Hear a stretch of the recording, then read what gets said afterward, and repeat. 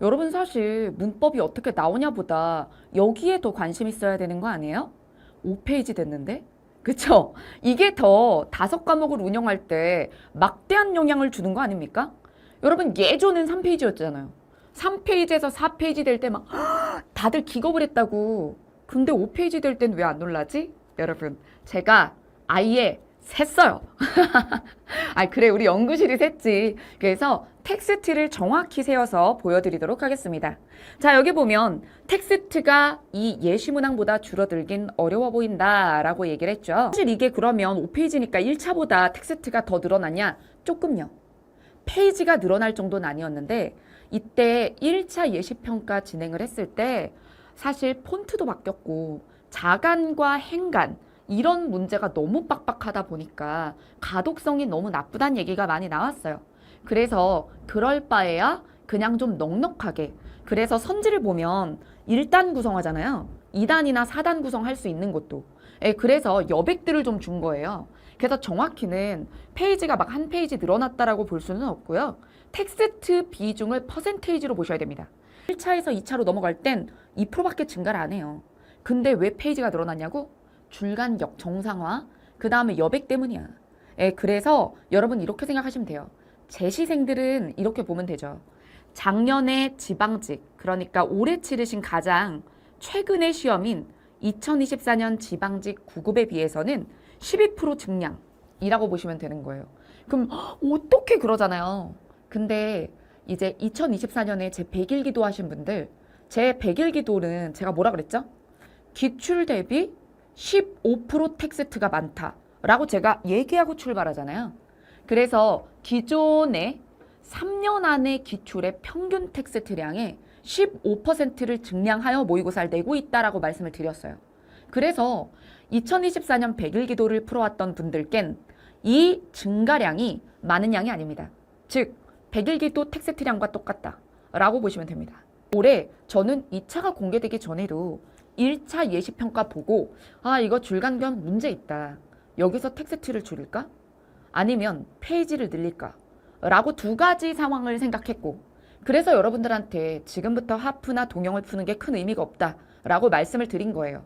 그리고 제가 공지를 올린 적은 없으나 현장에서나 인강에서 누누이 여름쯤에 한 번 정도 2차 평가가 나올 것이다 라고 말씀을 드렸고 자 이제는 확실하게 여러분들한테 텍스트량에 대해서 말씀드릴 수 있게 된 거죠. 그래서 텍스트가 예시평가보다 줄어들긴 어려워 보인다. 자, 그 이유는 인사혁신처가 뭘 몰라서 그래라고 생각하시나요? 아니에요. 이미 지금 합격자들은 이미 100이나 95점이잖아요. 이전 시험 버전에서. 이게 또 너무 높다. 변별력이 없다고 보는 거예요. 그렇기 때문에 변별력을 줘도 된다고 생각을 하고 좀 더 어려워져도 되겠나라고 생각하는 면이 있는 겁니다. 그리고 대신 어려워지는 부분을 암기해 주지 않겠다는 거예요, 국어는. 그래서 어찌 보면 독해를 잘하는 사람에게는 쉬워지고 독해를 못하는 사람에게는 어려워지는 그러한 시험이 된 것입니다. 자, 그 다음 문법 규정은 이제 이전 스타일로 안 나와요. 그래서 제가 문법 책을 따로 내지 않은 겁니다. 자, 그래서 제가 좀 하반기에 가을에 언어학 딥러닝이라고 이 언어학 지문을 가진 그러니까 문법 약해요 이런 사람들을 위한 아주 얇은 그런 문제지를 내긴 할 건데 그거 문제 150제가량입니다. 네, 아주 얇을 거예요. 네. 그래서 전체적인 론을 쫙 훑어보고 개념은 머릿속에 넣을 수 있다. 하지만 외우게 하지 않겠다. 라는 게 언어학 딥러닝의 목표고요. 사실 이것도요. 100점 만점을 원하시는 분들만 하시면 되고 제가 85점을 기획하고 있는 사람 85점이 전략이신 분들은 독해 알고리즘 속의 언어학 단원으로 충분하다고 말씀드렸어요. 이번에 2차 평가 어땠어요? 자, 지금 독해 알고리즘 코어 하신 분들 얘기해보세요. 풀 때 어려웠어요? 다 풀었죠? 네, 다 맞았죠? 네. 그래서 독해 알고리즘 안에 단원만으로도 충분하다. 자, 그래서 이제 사실은 염려가 되면 언어학 딥러닝 추가하시지만 요거로도 충분하다. 예, 그리고 문법 규정할 시간에 뭘 더하라? 독해 추론 논리 훈련 더하세요. 그리고 어휘 문맥 추론 안 되는 사람들 쿼터 홈트 하랬죠. 자, 그 다음에 여기서 그럼 이번에 2차 평가 중에 문법이 필요했다? 1번밖에 없는데 1번 하나예요. 지금 여기에 있는 걸 가지고도 문법이 3개라고 하거나 2개라고 하면은 뭔가 문법의 프레임을 가져가야 돼서 그렇게 말하는 거죠. 하지만 하나죠. 그리고 심지어 이것도 어땠어요? 고쳐쓰기 형태. 그래서 문장 다듬기 형태죠. 그래서 제가 쿼터홈트에서 자주자주 훈련시켜드리고 있는 문장을 바꿔 쓰는, 고쳐 쓰는 방법이에요. 근데 이거는 문법을 외워서 하는 것이 아닙니다. 훈련이 필요해요. 굉장히 여러 개의 문장을 동일한 트릭으로 바꿔보는 거예요. 바르게. 그래서 요거 얼마 안 됩니다. 이게 중고등학교 교과서에 딱 60문형으로 나와 있어요. 그 60문장만 훈련하면 되거든요. 자, 그 다음에 여기서 언어를 소재로 한 비문학 문제만 나왔을 뿐 이건 비문학 문제지 이거를 문법이라고 주장하면 안 되는 겁니다. 자, 그 다음에 여기서 3번 보도록 할게요. 자, 3번에 논리 추론 중 명제 논리로 낼 수 있는 유형이 한정돼 있다고 제가 말씀을 드렸었습니다. 맞죠? 자, 그래서 논리 문제는 또 제가 1차 문제 보고 이랬죠. 이렇게 논리 문제 요 정도는 안 돼. 논리 문제 3개가 있었는데 셋 중에 하나가 어려워요. 근데 저는 이 문제까지 진짜 2차에도 낼까 했어요. 그래서 제가 뭐라 그랬냐면 1차보다 논리 문제 난도가 내려갈 것이고 문제 수도 줄어들 것 같다 라고 말씀을 드렸죠. 그래서 제가 한 문제 정도 줄어들 수 있다 라고 얘기한 게 정확히 맞았잖아요. 그래서 명제 논리 자체는 2문제 정도가 적합하다고 본다. 그리고 왜 그 얘기를 한 거냐면 국어 문제 20문제죠. 근데 20문제 중에 명제 논리만 3개를 내면 다른 유형의 논리적 사고를 측정할 수가 없어요. 즉 강화 약화나 비판 추론이나 이론 문제 유형을 풍부하게 낼 수가 없고요. 그리고 개까지 만약에 유형을 확보하려고 하면 필수 유형을 못 내요. 그래서 보시면 1차 유형에 보면 1차 예시평가에 보면 주제다운 주제 문제가 없고요. 논지전개 문제도 못 냈어요. 그러니까 수능에서도 그리고 기타 어떤 국어 관련 시험에서도 필수 유형으로 다루고 있는 유형이 누락됐던 거죠. 1차에서. 그러면 그 유형이 들어오려면 그러면 명제 논리는 2개로도 공부를 했는지 안 했는지 충분히 측정 가능하거든요.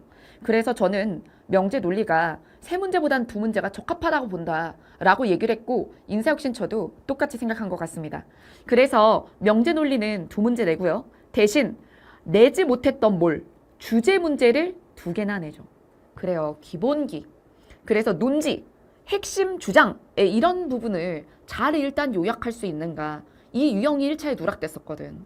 그래서 그 문제를 내는 대신에 명제 논리를 하나 뺀 거예요. 자, 그래서 이 명제 논리가 쉽죠, 1차보다. 제가 1차 해설할 때는 제가 제일 빨리 해설 올렸잖아요. 그때 논리 해설할 때 그랬어요. 해설하면서도 제가 이걸 설명한다고 지금 이해하실 수 없을 거다.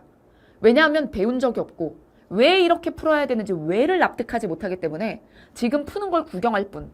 그래서 미래 보고서 때까지도 1차 문제를 보여드려야 되다 보니 여러분들이 이론을 배우고 자, 문장형으로 기호화를 만드는 방식부터 시작해서 매개양을 활용하는 방식까지 이렇게 훈련하지 않으면 구경밖에 못한다 원래. 지금 본인이 손댈 수 있다는 생각을 버려라. 객관식부터 할 수가 없는 거다 원래. 그래서 제가 뭐라 그랬죠? 다들 논리 문제지부터 낼 때 독해 알고리즘에 있는 거 잘 알아 그랬지. 그리고 뭐라 그랬어요?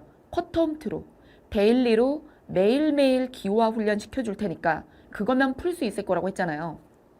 자, 지금 쿼터홈트 올라온 데까지 들으신 분 여기 2차 예시문항 중에 못 풀 게 있었나요? 없었죠? 쿼터홈트만으로도 되죠. 그거 강의 한 강에 10강, 15강 이런데 그중에 논리 5분밖에 안 되잖아요. 한 강에 5분씩인데 지금까지 올라온 걸로 이거 2개 문제 다 풀리거든. 맞죠? 그리고 또 쿼터홈트 안 했어도 독해 알고리즘에서 제가 중간에 쿼터홈트 논리 걷어서 보여드리는 것만 했어도 이 문제 풀렸을 거예요. 그쵸? 자, 그래서 굉장히 기호화만 쓸 줄 알면 슉 풀리게 요렇게 논리가 나왔어요. 제가 쇼츠도 올렸어요. 여러분, 내년의 킬러 문항은 명제 논리가 아닙니다. 뭐라고요? 오히려 독해 추론, 강화 약화 이런 게 어려워질 수 있다. 그거 봐. 그죠? 자, 그래서 1차 때 간을 본 거예요. 이렇게 논리 추론 내면 어떻게 되지? 막 난리 났잖아. 그리고 막 시장이 논리책을 내니까 우리 이 정도는 아닌데?